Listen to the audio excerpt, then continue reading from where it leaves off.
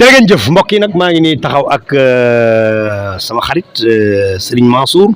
Sy di sët ci Cheikh Seydil Hadji Malick nga xamante ni moo nekkoon coordonnateur F2STV bi mu doon commencé géré ko yëkkati ko ba mu am niveau mu jox ko sama xarit bi Cheikh Ahmed Tidiane tey nag c'est le président d'honneur maa ngi lay ziar Serigne. waaw asalaamaaleykum El Hadj ñu ngi lay ziar bu baax. di jël suñu nuyoo di ko teg si loxo Serigne Babacar Sy Mansour xalifa général des Tidianes di ko ñaan mu joxoon ñu ko képp ku ko yelloo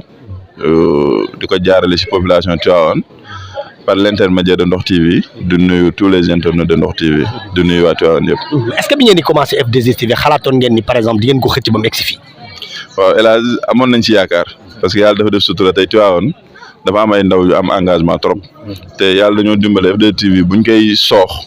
mën naa ne ndaw yu gën a am engagement si Tivaouane lañ boole woon te jàppoon nañ ne suñ boole suñuy doole liggéey mën nañoo dem ba fii ñu àgg nii man dama jàpp ne dañ ko war a xeeb pour xam ne Tivaouane lu mu gën a soxla ay doom la soxla ñoo ko mën a defar donc dañoo war a gën a redoubler d'effort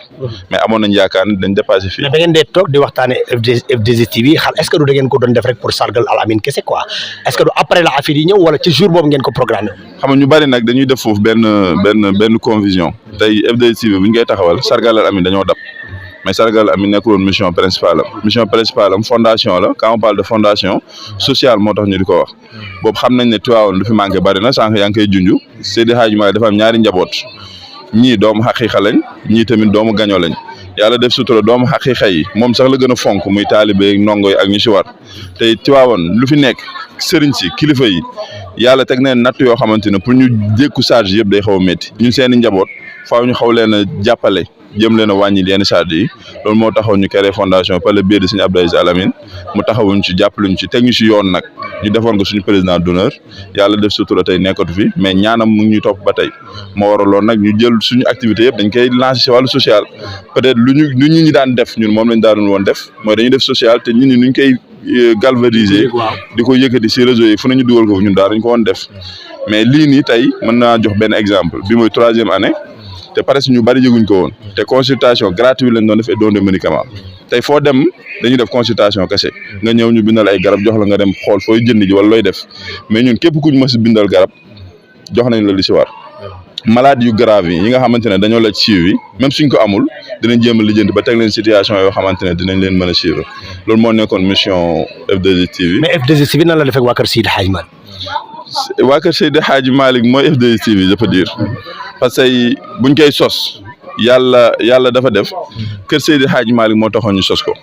ndax xale yi dañoo divertir woon ñiy jaar fii am ay team am ay soirée am ay bal masqué am yeneen ak yeneen ñu ne kat xale yi nañ leen jéem a jël indi leen def leen ñu njaboot teg leen si loxo Seydi Hadji Malick noonu lañ ko defee woon groupe jeunesse bu nekk Tivaouane yëpp yóbbu leen Serigne Abdou Aziz Al Amine mu nekkoon suñu lépp donc tey mën naa wax ne F2STV kër Seydi Hadji Malick la bokk tey soo xoolee ñu ko jiite ñëpp njabootu Seydi Hadji Malick lañ doon koo si jàpp sa papaam rek wala nga jàpp si maamam rek mu ngi si da ngay jàpp Seydi Hadji Malick directement jeex na tax. mais ngeen di préparer lu mel ni circoncision te xam ngeen ni loolu dafa doon loo xam lu sacré la est-ce que avant ngeen koy def préparer ngeen ci ay wàllu ñaan ak yooyu pour garantir xale yi wala déet. waaw loolu noonu yëpp El Hadj yow li ñuy laaj nii sax yaa ñu ko gën a xam parce que tey ku gis doomu Baye Imam Moussa Diop mu nekk fii di suñu waajur ñu koy defee presque si këram mën naa wax ne sa xel mën naa dal nga gis njaboot keneen ak keneen ñoo xamante ne tey suñuy waxtu waawoon si wàllu ñaan am na ñoo xamante ne ñu ngi leen si taxaw donc loolu noonu dañuy xam ne lépp lu si war parce que ñun tamit ay ndongo daara lañu ay nitu daara lañu duñ ñëw rek def activité pour def activité def dara pour def dara te yàlla dimbal nañu daaw defoon nañ ko donc amoon nañ yoon bu ñu waroon a aw ren tamit defaat nañ ko alhamdulilahi rabbil alamin. mbokk yi dégg ngeen ko mu ngi noonu le président d'honneur Serigne Mansour Sy di sët ci Cheikh Seydil Hadji Malick ak ñi nga xamante ni ñooy F2STV noonu lañ koy defee chaque année day gën a yokk chaque année day gën a baax chaque année day gën a jublu maa ngi woo nag ñi nga xamante ni ñooy les autorités de Tivaouane parce que aussi dëkk boo dem xale fa nekk di góorgóorlu di jéem dara seen autorité dañ leen di encadrer jàppale leen kon les autorités de Tivaouane le maire Demba Diop si borom Sabador bi comme yow yaay kilifa réew mi yaay kilifa dëkk bi Abdoulaye Ndiaye Ngalgou taalibe Serigne Abdou Aziz Al Amine boobu jàmbaari fakk tëdd ji ki nga xamante ni mooy Abdou Ndéné Sall les honorables députés Massa Mbeng parce que léegi ci Tivaouane ci la bokk Abdou Ndéné Sall Seynabou Gueye Touré yéen autorités yi nekk ci dëkk bi yëpp ñu ngi leen di woo ngeen ñëw jàppale la jeunesse de Tivaouane parce que lii yéen la waroon amoo leen jot yéen a ngi ci leneen ñoom ñu ñëw taxaw leen fi ñu ngi leen di ñaan ngeen ñëw jàppale F2STV xam naa ni lu bari ñu koy def diis na mais ci seen poste lañ koy defee kon nag il faut yéen aussi ngeen ñëw indi seen apport ci li nga xamante ni mooy F2STV lan ngeen bëgg a waxaat. li ma wax mooy tey xale yu nekk si F2STV wala ñun sax la parce que ñëpp ay xale lañu tranche d'âge bi rombul 40 ans te lépp lu ñuy dugg yàlla day def sutura suñ poste da siy jiitul ñëpp tey des fois cool yi na xaw a bari mais ku ñu fekk suñ biir xam nu ñuy doxee di nga xam ne ñii nii xaaruñ kenn si dara te activité bi nu mu toll mën nañ laa wax ne suñ ci doon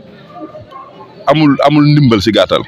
lu mooy pharmacie yi ak quelques ñi nga xamante ne ñoo si xaw a jàpp lu si des yëpp c'est la fondation qui gère par le biais des cotisations yi nga xamante ne mensuel lay doon parce que tey am na ñu bari ñoo xam xamuñu ko fondation bi chaque weer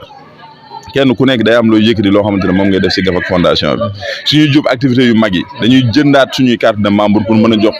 fondation bi doole carte de membre yi des fois ñu jëndee ko 5 000 des fois ñu jëndee ko 10 000 am na membre yoo xam 50 000 lañ koy jëndee pour wan ne la ñun xaaruñ kenn si Tivaouane waaye nag soxla nañ ndimbalu ñëpp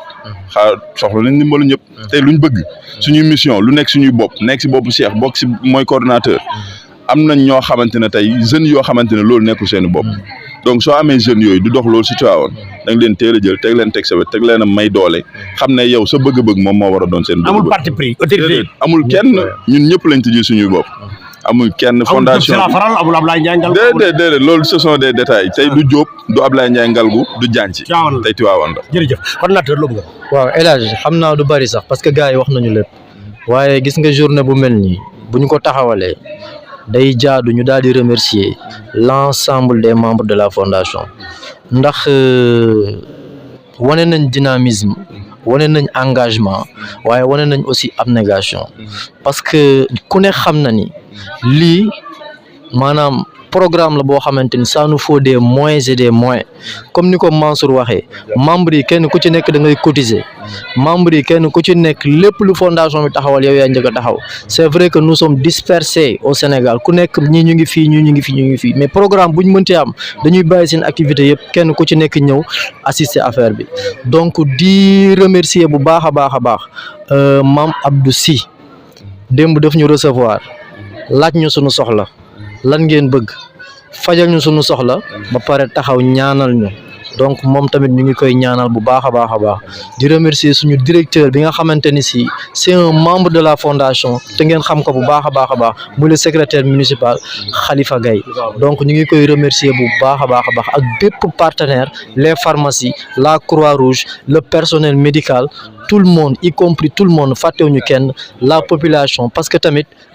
gars yi ñëw nañu massivement donc ñu ngi remercier aussi Mame Ndokh TV et l'ensemble de la presse locale bi nga xamante ni si ñëw nañ couvrir bés bi donc El Hadj xam naa kàddu yaa ngi noonu ñu ngi leen di remercier bu baax a baax jaa ngeen jëf. jërë ngeen jëf mbokk yi mu ngi noonu Alxaji mi ngi jëf ak Mame Ndokh TV xale yaa ngi noonu ñu leen di xarafal xale yaa ngi noonu ñu leen di faj xale yaa ngi noonu F2STV daal wax naa leen da ngeen am lobby ñu ne amuñu lobby Seydi Hadji Malick mooy seen lobby kon nag yàlla leen Seydi Hadji Malick jàppale Alxaji mi ngi jëf ak Mame Ndokh TV le communicateur traditionnel qui est né 13 ans après l'indépendance jërë ngeen jëf